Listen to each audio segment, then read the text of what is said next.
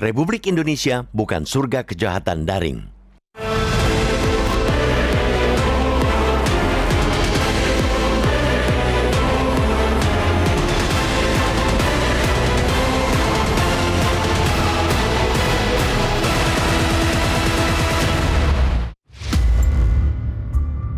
Pengungkapan jaringan penipuan daring, scam, dan judi online judol di Bali, Batam, Surabaya, hingga Jakarta sesungguhnya tidak bisa dianggap sebagai pengungkapan kejahatan biasa. Lebih dari itu, hal tersebut memberi sinyal terang bahwa Indonesia kini menjadi tempat yang nyaman bagi para pelaku kejahatan transnasional. Tak lagi sekadar menjadi target pasar. Saat ini, Indonesia kian menunjukkan gejala sebagai emerging hub cybercrime di Asia Tenggara. Istilah itu menggambarkan situasi ketika sebuah negara mulai dianggap menarik bagi operasi sindikat kejahatan daring internasional. Ini sesuai dengan catatan nasional Central Bureau Interpol Indonesia bahwa hari-hari ini sedang berlangsung pergeseran basis operasional kejahatan transnasional. Dari sebelumnya terpusat di kawasan Indochina seperti Myanmar, Kamboja, Laos, dan Vietnam, pindah ke Indonesia. Ratusan pekerja scam dan judi itu boyongan ke Indonesia setelah markas mereka habis dilumat aparat militer di sana. Dari fakta itu mencuatkan pertanyaan, mengapa mereka menjadikan Indonesia sebagai pangkalan operasi mereka? Jawaban paling masuk akal ialah karena Indonesia dipandang masih longgar pengawasan dan penegakan hukumnya.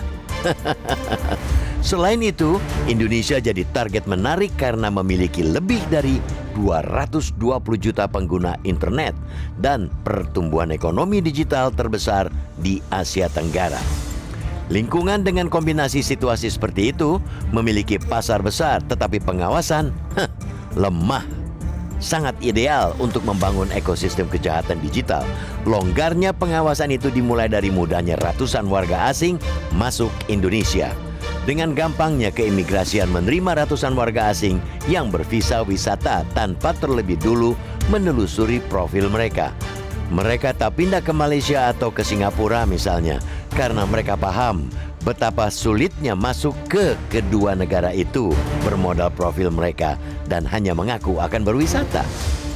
Sebagian dari WNA yang ditangkap itu memang disinyalir juga memanfaatkan fasilitas bebas visa antar negara ASEAN. Tapi itu semestinya juga tidak bisa dijadikan alasan melonggarkan screening. Lemahnya pengawasan oleh imigrasi itu membuat mereka bisa leluasa berbuat apapun, bahkan tanpa rasa khawatir untuk berbuat pidana. Tak berhenti di situ, kehadiran mereka di Indonesia juga membuktikan pengawasan jagat maya kita lebih lemah ketimbang negara-negara lain. Pengawasan itu tak sebanding dengan kian mumpuninya peralatan dan infrastruktur jaringan yang dimiliki banyak institusi di Republik ini yang mengurusi kejahatan siber. Semua hal itu menjadi kombinasi sempurna yang membuat Indonesia makin menjadi surga penjahat daring. Sejatinya bukan kali ini Indonesia kedatangan para imigran asing yang hendak berbuat kriminal. Pada 2010-2011 silam, aparat penegak hukum kita pernah membongkar sindikat penipuan investasi secara daring. Sayangnya, tak ada pelajaran yang dipetik dari pengungkapan itu sehingga kejahatan siber lintas negara terus berlangsung hingga kini. Padahal, jika mau belajar dari pengungkapan pada 2011, penegak hukum bisa mempelajari pola kejahatan itu sehingga dapat diantisipasi sejak dini. Pengungkapan pada 2011 tentu membuka tabir banyak hal. Mulai dari cara rekrutmen para operator daring itu hingga cara mereka mendapatkan mangsa, bahkan cara mereka mencuci hasil kejahatan. Karena itu, sekarang tidak boleh ada dalih dan alasan lagi. Pemerintah Indonesia harus bertindak tegas terhadap pelaku kejahatan digital lintas negara. Tidak cukup dengan penangkapan operator lapangan. Aparat harus menyasar keseluruhan ekosistem, mulai dari aliran dana, infrastruktur digital, hingga bandar di balik operasi kejahatan itu.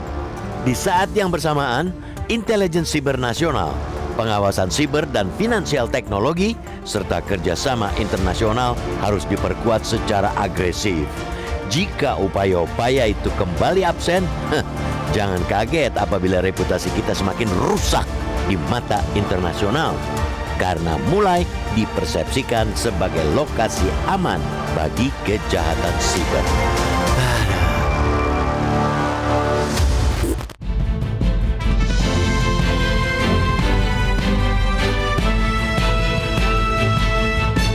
Jelajahi cara baru mendapatkan informasi. Download Metro TV Extend sekarang.